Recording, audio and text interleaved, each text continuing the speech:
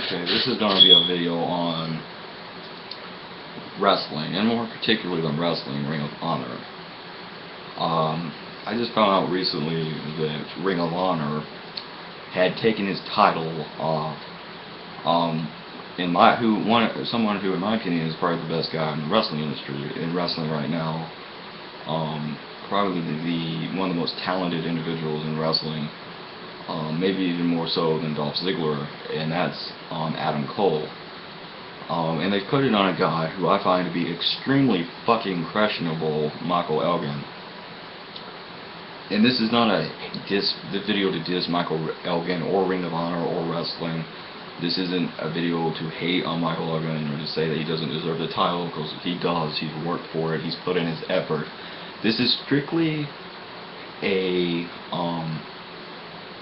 video from my perspective, from the perspective of a person watching it, from the weekly viewer of the show, of a fan, from the perspective of the fan, and from the perspective of someone who, me, if I was running a company, who you would think would run a company. Now, first of all, let's look at wrestling from 1999 compared to now. In 1999, the guys who went out there to wrestle were one or two people. But the main kind of guy that you saw the most of was someone who had usually long hair, modelish looking, often somewhat girly, even somewhat homoerotic. There was constantly even rumors about some of them just getting gay. Billy Gunn was one of the main ones. And they went out there and they wrestled matches that usually went extremely violent.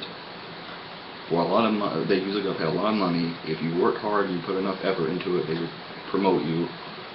People would come out there. Some of their characters involved drinking beer. Plenty of people drank beer backstage. Some of the fucking wrestlers were high. X-Pac was one guy who was constantly high. And the old,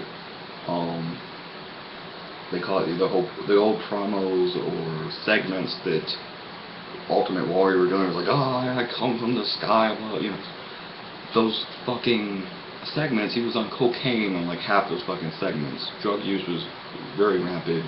The fans were usually stoned or fucking drunk. They sold beer at the concession stands. You could buy beer back then.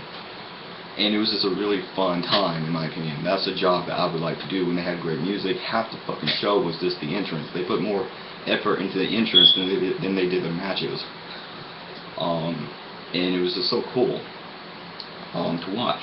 You know, a lot of drama, a lot of action, a lot of comedy, real comedy that was actually funny.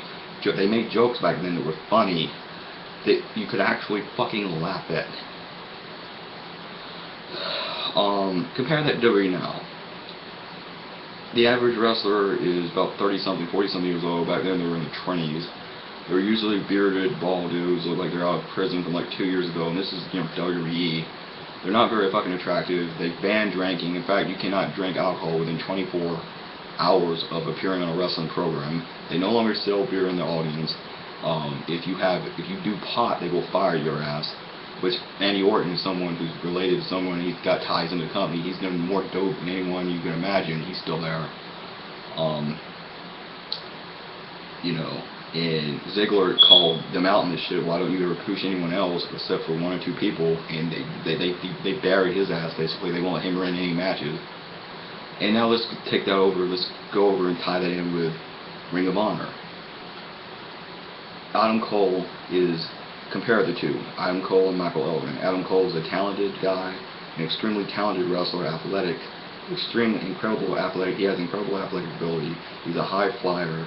Smaller guy allows him to have more moves, better moves. He's a better talker. He's one of the best guys on the microphone. Great microphone skills. Great actor. He's good at acting. He's a hell of a lot better looking than my ass, that's for sure. He's a good looking guy. Could be a model or something if he wasn't a wrestler. He's good at all that. Great guy. Looks like he walked out fucking GQ. Compare that with fucking Michael Elgin. Well, yeah, he's a big guy. He's a big dude. And wrestling talent, athletic ability, That's subjective. Subjective. He sure as hell isn't a high flyer, that's obvious. Microphone skills, mediocre. I don't think, acting ability, okay. But he's a big guy. Did I say he was a big dude? Good looking, no. Big guy, yeah, he's a big dude. Now compare that to Adam Cole. Who would think that Adam Cole deserves a title any more than Michael Elgin? Because what's his name? I think it's Michael Elgin. Elgin. He worked hard. Okay. Well, Cole worked just as fucking hard for this as long, and is a far better fucking talent. So why not put the talent, keep the title on it? And then they lose Kevin Steen, and I'm beginning to wonder if they're not just developing talent to go to WWE if they haven't worked out some kind of deal. Because they seem not to give a fuck at all that Kevin Steen is going to WWE. And if you're going to take the title of Cole, you would think they'd put it on Steen. They did that last month. They didn't. Which I thought, okay, good. I mean, we're in for a good long title reign for Adam Cole. And then he loses it a month later to this fucking guy. Why? And they can't concentrate on any talent. They start concentrating on one damn guy, and the next fucking week is someone else. You never know when they're going to bury someone, and they don't put any new talent on TV. It's like rerun shows from something from 2 years ago now, for the last 3 weeks in a fucking row. And it may be that way next week.